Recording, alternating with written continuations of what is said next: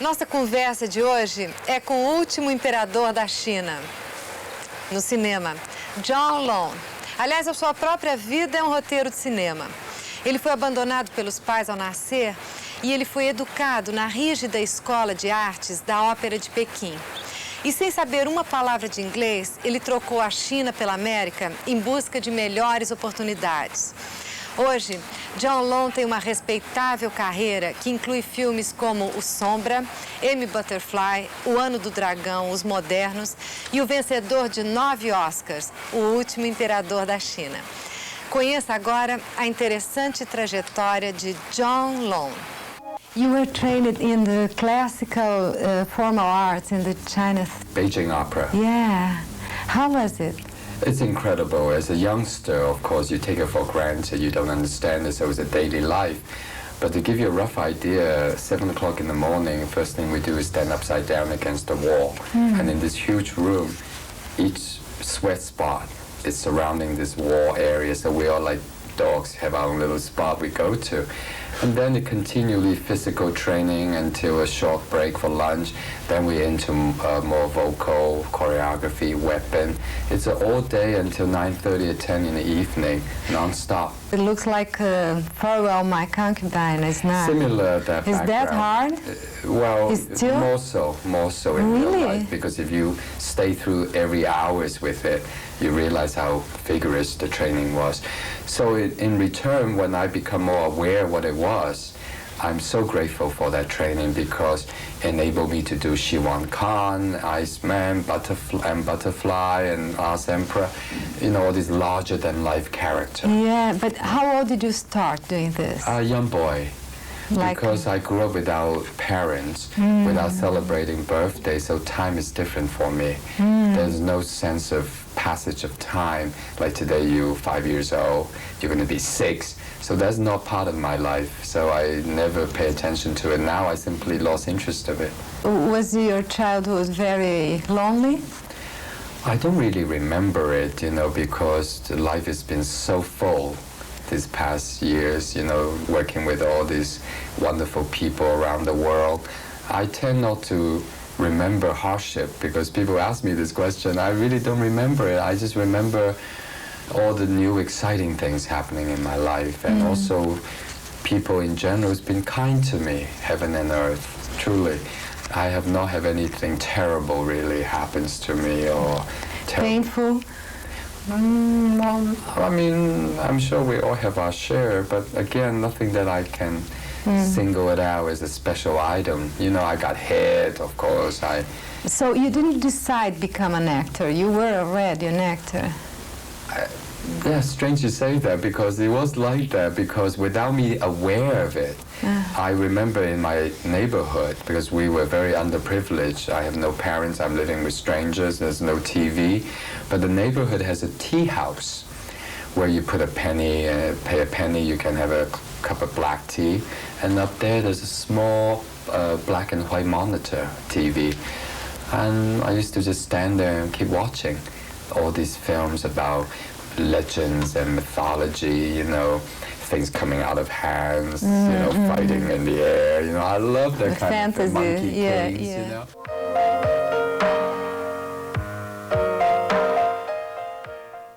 It's interesting about destiny and fate.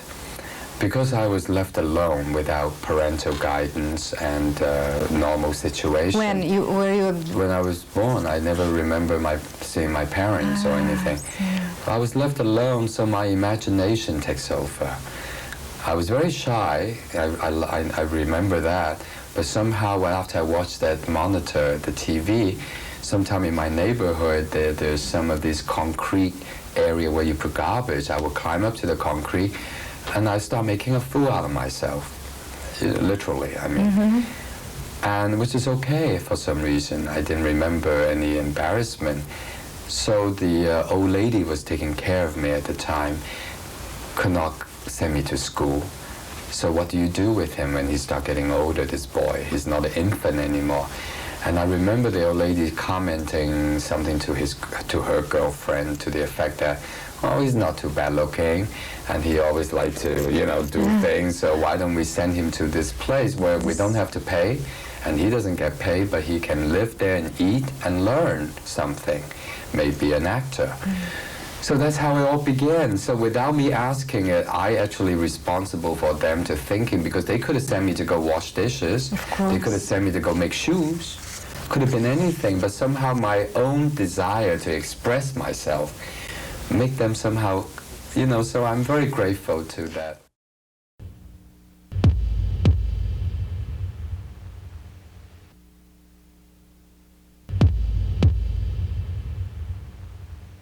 What kind of jobs did you have at the beginning? Actually, I never had a regular job until I was studying academically in California, where I worked in Disneyland. One time I was selling New Orleans juleps and fritters at near the Caribbean ride. I had a veranda with two girls next to me. We were, you know, uniform. But other than that, I never had a regular job. When I finished the opera, I was very young, too young to play leading man, but too old to play boys. So I was doing some TV work, dancing a little because of my physical aspect, and a little film work, you know. What made you decide to come to America? It's a combination of factors, I think, because I don't really feel I belong anywhere. I have no foundation ties me down. Plus Hong Kong at that time, I felt it doesn't feel very natural. It just feels like everyone's just very anxious and worried about all kinds of things. And then it's all Chinese people, but somehow it's not Chinese, it's English. And so it's very confusing to me. And most of all is my curiosity about this new land. Academically, I don't understand much of it, but except I know this is a new frontier, where it's a new land where the whole world comes together to form a country, and anybody's welcome. And how did you get your first break here?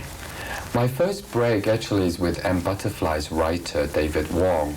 He wrote a play called FOB, and the director named Marco at that time in LA took me to the Public Theater in New York. And we won OB awards, and the critic was very kind to us. They liked us. And David Wong wrote another play for me the following year called Dance on the Railroad, that ran for a year, that I choreographed it, I directed, I staged it, I composed the music. And because of that, let's Fred Skepsi's agent, Sam Cohen, in New York at that time, tell Fred to check it out, this kid. He's interesting. That's how Iceman began. And then it's snowball effect. And then Cimino got interested in Bernardo and so forth. Yeah, because you got so interesting parts. You know, I know. The Last Emperor. So fortunate because none of these are part of my own doing. I just fit into their imagination, and I somehow make them feel like I'm the only one that they want. So I'm very grateful for that. You work with Bertolucci, Oliver Stone, lots of wonderful directors. Philip Noyes, yes. And now Russell McKay. And so for you, you think was easy the starting in Hollywood? No, are you kidding? Of course not. It's easier to go look for moon rocks, you know. No, it's crazy. I used to do shows at the Public on matinee and weekends sometimes. School kids will come, and we have seminar. And the most question I was asked at the time always is like, how do you begin as a director? How do you begin to become an actor?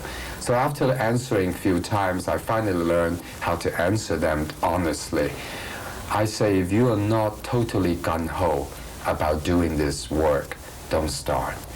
If you worry about you don't have enough beautiful furniture, a bigger apartment, don't start. Because you're lucky, if you're totally committed to it, you know, you have a chance. But if you're not even that totally committed, you won't have a chance. But if you only want fame and fortune, it's a terrible way to torture yourself, because who knows? No one knows. Like with me, I always felt if I can make a living doing what I do, I'm grateful. And I'm successful, I felt. But then the world's been so kind to me. And when you see yourself on the screen, what is your reaction? I don't really like to watch myself. It's not about I don't like what I'm doing. I think my work is okay, but it's not really enjoyable for me to watch it. It's painful to watch it because I get idealistic. I see things that I say, oh, maybe I should have been, you know, like it's continuous. Yeah, but why study. we are like this? Why we suffer watching ourselves? Well, because we are self-conscious, you know, we're trying to be idealistic. We're afraid of what we're looking at because it's a very complex question. Because if you think about it, only this last 100 years, you know, led by the Industrial Revolution, everything changes suddenly, our lifestyle. Before, we never look at ourselves as self-consciously as we are now. Think about it. We're living in a very self-conscious stages right now, which is discovering ourselves through each other, through TV. We study, we look, fascinated by it. That's how primitive we are. So we are not at the stage where we accept ourselves totally. And we sit there, meditate, and our mind flying to Venus. You know, that day will come, I think, where we travel without leaving.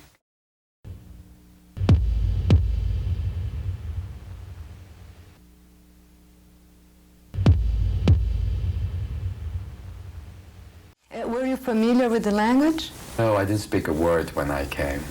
Not one word. And I wasn't eligible to go to school because I didn't speak English. So what I did is I went to adult education at night with senior people, foreign language students, where we learn English only. So after 1 year of that, I was getting a little better at it. I'm a quick learner because in Beijing opera, we were not taught by script. It's an old-fashioned way of teaching, which is all verbal and visual. So it's like you got it. So my senses developed, and I learned quicker, perhaps. So then I went to college, finally. The work absorbs you completely. Are you obsessed by work? Yes, I love my work. I live by my work. Through my work, I learned about life, meanings, people.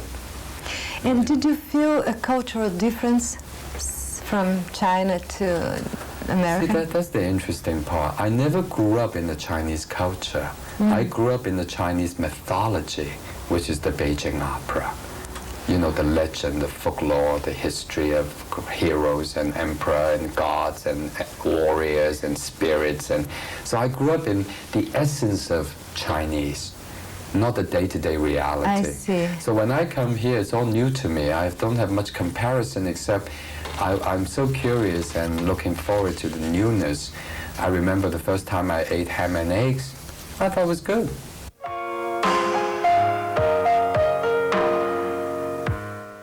I'm very personal towards Buddhism. I'm not a real practice religious person, but I feel very comfortable with Buddhism about the self-realization and about creating your life and understanding oneself, and most of all, compassion to all, not just human, but all things. Respect to all things. Have you felt a spiritual difference between your learning in China and in America? I think fundamentally there's no difference. You know, feeling in spiritualism is really purely what it is. But the method, the path one takes from Catholic to Buddhism, it is different. But I do believe, like Kalu Rinpoche told me, you know, respect all religions because they all go into the same place.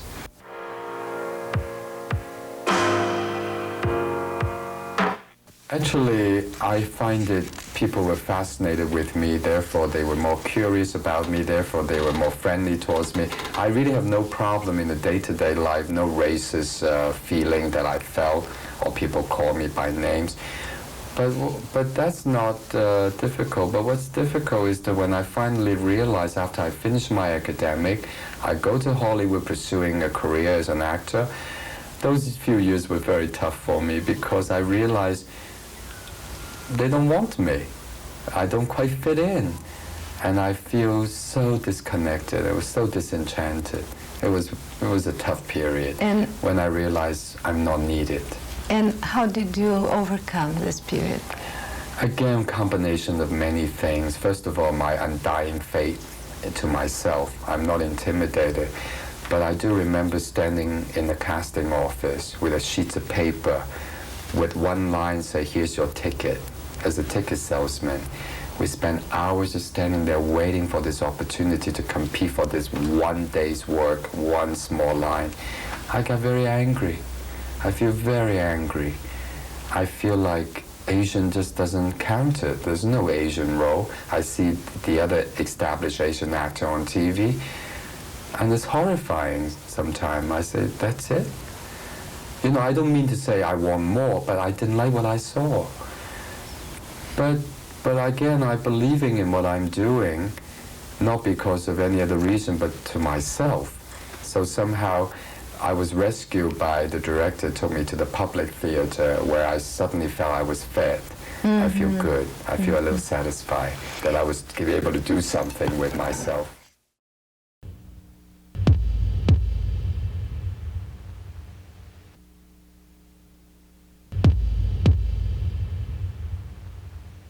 You turned down several parts in China before coming, and Yeah, including a Kung Fu series. Yeah, because that was very popular at the time, and I was trained physically, so in other words, I could make a lot of that kind of film.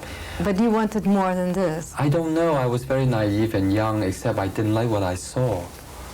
And because of the personal feeling with Hong Kong at that time, I came here the first few years, I never thought about acting. I was very interested in biology, you know, all these things that I don't understand. Fire before is just fire, very beautifully abstract to me. And then I'm becoming to understand what fire is about. So knowledge overall is winning to me, even though with knowledge, we lessen the mystical part of it. Because I do miss looking at fire just as it is without understanding. I love looking at the moon with no understanding. But now, I still prefer knowledge, of course. But now you understand. Yeah, but sometimes they say understanding sucks.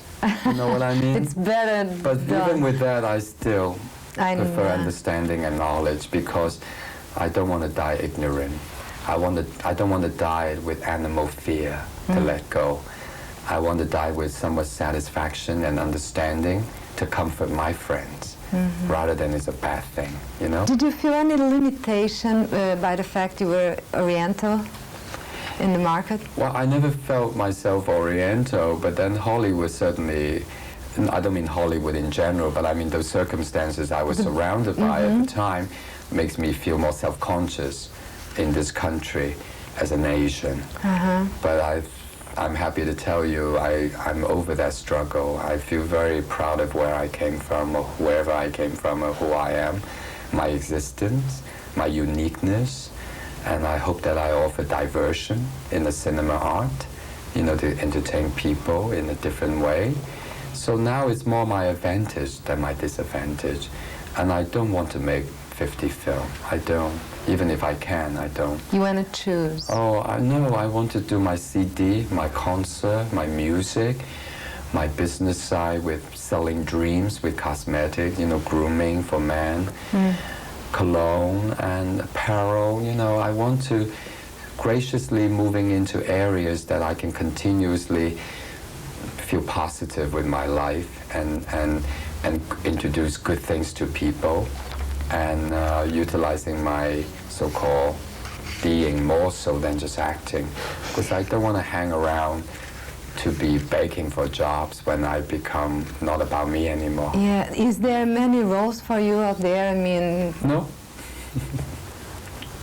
Why do you think? Well, because most of the role right now is written, it's all very representative. In other words, it's very Americana, mainstream. You know, next door neighbor, and unfortunately the business right now consists of a lot of these kind of superficial sentiment. They're not really meaningful. They're like a pill. You take a pill, it makes you feel a little better, but it doesn't add anything to you. It's not thought-provoking. It's condescending even, patronizing. And I honestly don't find them interesting, with all respect. So there's not many roles to be... Now, honestly, do I look at all the film in the past years, did I say, oh, this one I should have done it? Honestly, I don't. You don't have... I prefer all the roles I've done. Oh, exceptionally, hundreds of millions of people saw that film. But that film was open wide in China. And, you know, not that they have so many theaters to show it, but sometime in certain area, they will gather all of them for screening. So statistically speaking, hundreds of millions of people saw it. So I can't feel too bad So about you are myself. a big star in your own place now. That again, hard for me to comment on. I don't know, except that they're very enthusiastic and supportive of me. So this last 10 years back and forth to Asia, and all this undying support I get, these little girls, these fans, especially from Japan.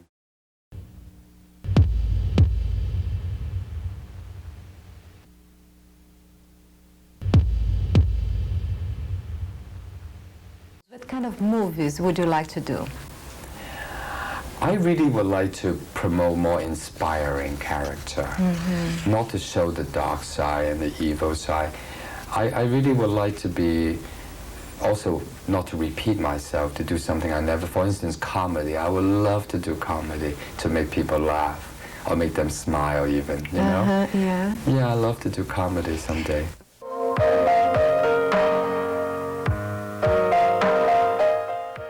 Actually, action movie is fun, and I'm capable of it. I just do not want to get into action for action's sake, which you have saw this cheap exploitation film where they just, like tennis game, on and on with this action and destructiveness and blood and killing and hitting on the head and go on and on. I don't find them interesting, but I like action when there's some story that supports it, that makes the action even more dynamic. Otherwise, they're just choreography, and it gets tedious. Yeah. That's all you see. It's just like a whole film. They talk for a few minutes, and suddenly it's all this, you know, mindless activity goes on and on. I'm not interested in that kind of action film, no. What do you think are the best qualities of an actor? Ideally speaking, you mean? Yeah, ideally, yeah. Honesty, simplicity, heart and mind, and certain gift to be able to have the stamina to do it. But also, I think most of all is the need to communicate. You know, the need to express yourself. But I think honesty goes a long way. I see so many so-called acting where it consists of making faces. You know, I'm sad, I'm happy. You know, it gets a little bit embarrassing when you see grown-up people, you know, superficially manipulating audience. And I think the audience are so sophisticated for this past 30 years or so, cultivating with videos and films and well-traveled, you know, TV. People are much more sophisticated today. But I do believe in the truth in audience to be able to recognize.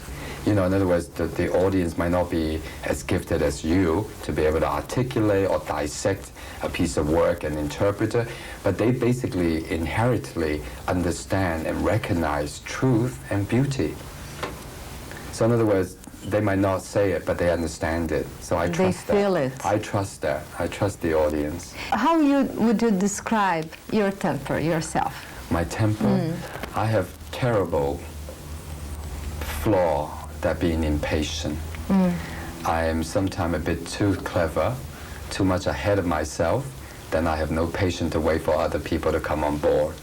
But I'm also happy to tell you I'm getting better at it, truly. From the last few films I did, you know, I work with people better.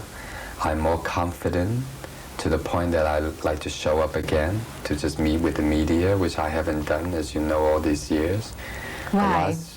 Because it's twofold. One, I'm not as confident and comfortable being myself. Second, most importantly, actually, I always feel like I'm drawing too much attention to who I am versus what I do. I love the idea people go to this dark theater, they sit there, they look at this, they thought they know me, but they don't. So they have a more fresh experience of my work. But on the other hand, it's quite frustrating because after all these years, I'm still being considered talented. I would like to go beyond being talented, you know. I like to be somewhat a little bit more certified based on my existence and experience. So I'm not like another new kid just come around. What is the worst thing that you had to put up with in this business? The worst thing? I tell you, for me, the worst thing, it's all this ego. See, I have it too, and I'm glad that at this point I'm really getting rid of it, the unhealthy part of it. The self-knowing and self-worth is different than, you know, being just ego. I find it so hard when people are not secure, when they're defensive, when they're supposed to be a leader and they can. They impose, they threaten rather than inspire. Sometimes it's very hard, you know, when you're working with someone's importance is much more important than the film. That way I find it very difficult because no one's more important than the film. And being such a sensitive person, how do you do not to hurt yourself? Well, I think it's too late. I've been hurting myself for too long already. Like most of us, we all do. We are the worst enemy to ourselves usually, really. The meanest person in front of you, actually, they do the meanest thing to themselves by being mean to begin with. So along the way I learn, and thank God I'm curious and I'm interested in, you know, manifestation of who I am in this lifetime. And I try to get to the truth and get to the meaning, not the momentary kind of circumstantial things or materialistic thing, because I find it very early on, it doesn't really turns me on much. And can you really separate both? I mean, be aware of what, you know, really doesn't matter? I think I'm becoming more and more like that now, to let go of the unimportance. And I always talk to my friends and my relationship to encourage them to let go. For instance, you know, this job, you didn't appreciate you, and you're so frustrated, you felt unloved, unappreciated. Rejected, you know, makes you feel so worthless. But ultimately, if they don't see it that way, you have to let it go. And how do you deal with self-esteem? When you know, you have to put up with this? I always did, if I can remember this correctly, but I have always felt very self-determined because I think I was always honest. I wasn't looking for a pot of gold, you know, that's specific. I always believing each day given to me, I want to try my best. But that was before I even understand it philosophically. I was just behaving that way, and sometimes I hear them keep saying that I'm fearless, which I think is true. I'm not really fearful of many things.